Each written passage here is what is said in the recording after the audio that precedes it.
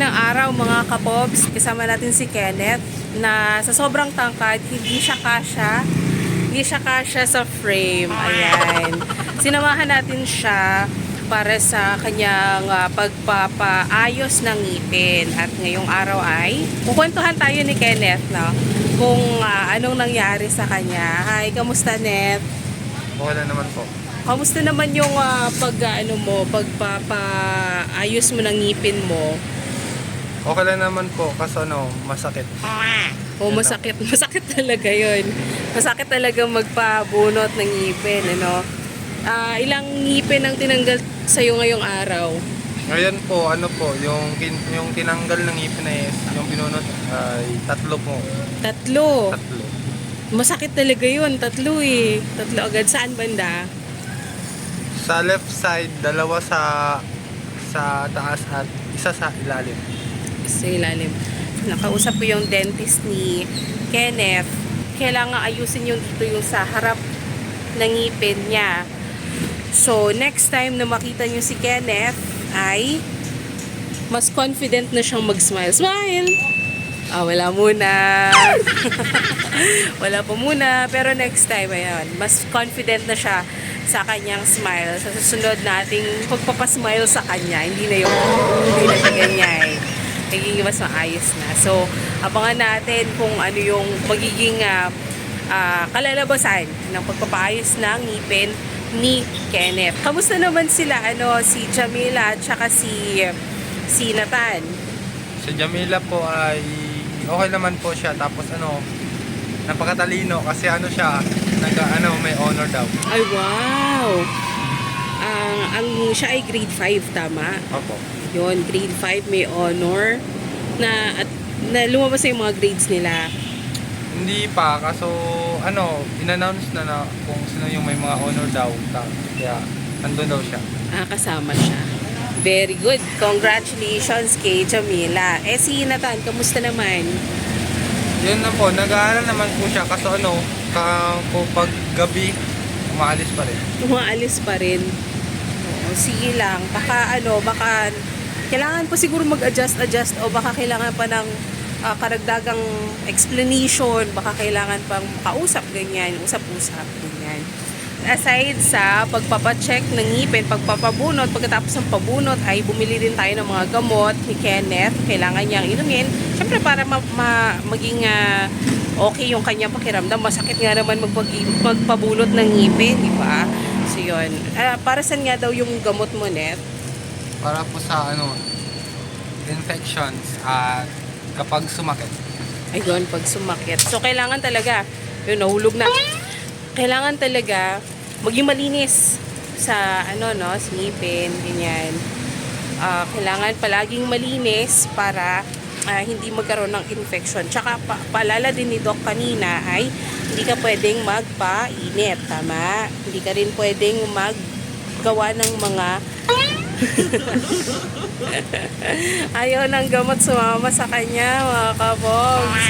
Ayun, hindi ka rin pwedeng gumawa ng mga mabibigat na mga gawain. So, kailangan muna nating pakiusapan si Nathan na siya muna yung mga gagawa ng mga gawaing bahay na mabigat talaga. Mga paglalaba, pag-iigib, ganyan. Tumutulong naman siya sa mga gawain sa loob ng bahay.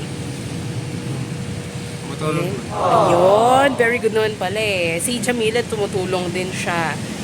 Kasi last time, kwento nga ninyo, salitan kayo sa pagluluto, di ba, ni Nathan? Ayun. So, siya muna ang bahala para gumaling yung gums. Ayan. At hindi mabinat si Kuya Kenneth. Nakabili ng mga gamot and pauwi na. At saka, hindi lang gamot. Kumain siya ng ice cream. Kumain siya ng ice cream kanina para humilom. Humilom ba? Ganun ba? Huwag tayo mag-assume, no? Basta kumain siya ng ice cream. Sa tingin ko lang naman, hindi naman, parang nag-assume na rin, pero hindi ako sure.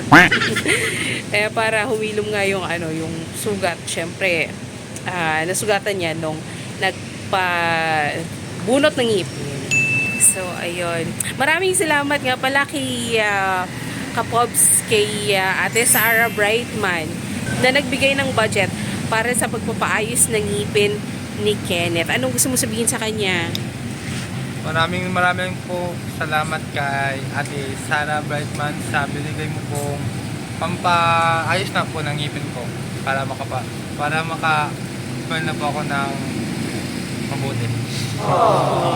Sige lang, malapit na rin. No? Basta soon, may update talaga tayo dyan. Makikita natin kung ano yung mangyayari. Actually, ang sabi ni Doc, yung nag-aayos ng ngipin ni Kenneth, susukatan siya ng pustiso. Yan. So, para daw, pagkatapos ng bunot, may ilalagay na agad na pustiso. Pero, medyo matatagalan pa yung healing. Siyempre, may trauma dahil tatanggalan ng ngipin. So, medyo matagal-tagal daw yung process ng healing.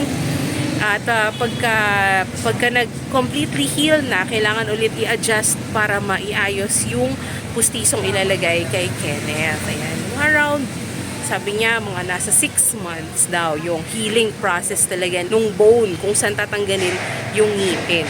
At saka, may mga papayos, may mga pagpapasta pa na gagawin. Kailangan pang ipapasta yung iba namang mga ngipin na pwede pang isalba. So, yun ang gagawin sa'yo. Dito ko na in-explain kay Kenneth kung anong gagawin sa kanya.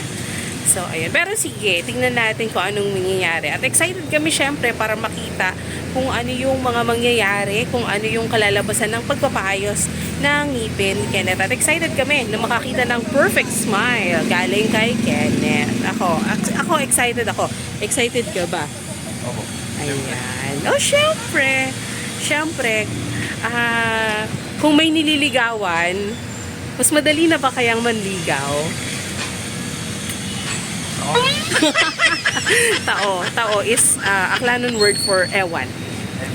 Ewan ko. Sige, tignan natin sa susunod. Maraming salamat po kay Ma'am Sarah Brightman, kay Kapobreng Sarah Brightman, kay Ate Sarah Brightman. Maraming salamat po sa pagsuporta kay Kenneth at pagbibigay ng budget para maayos na yung kanyang ngipin.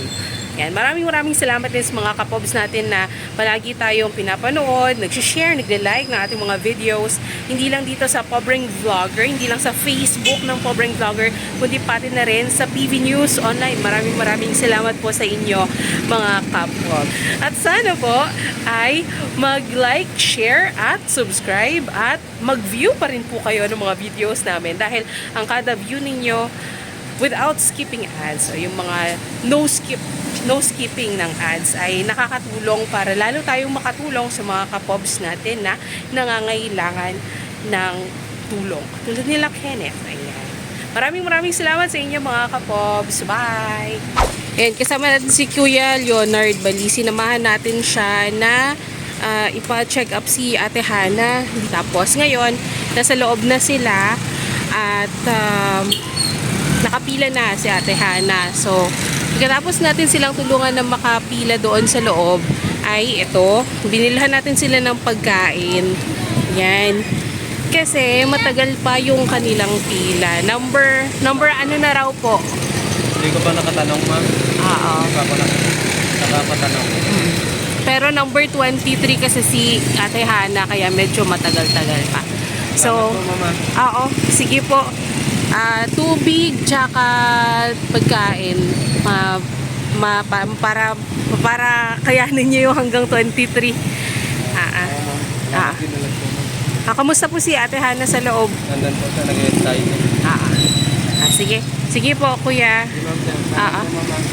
Sige po, pasok na po kayo dun. Ayan. Wala kasing kasama si Ate Hana dun sa loob eh.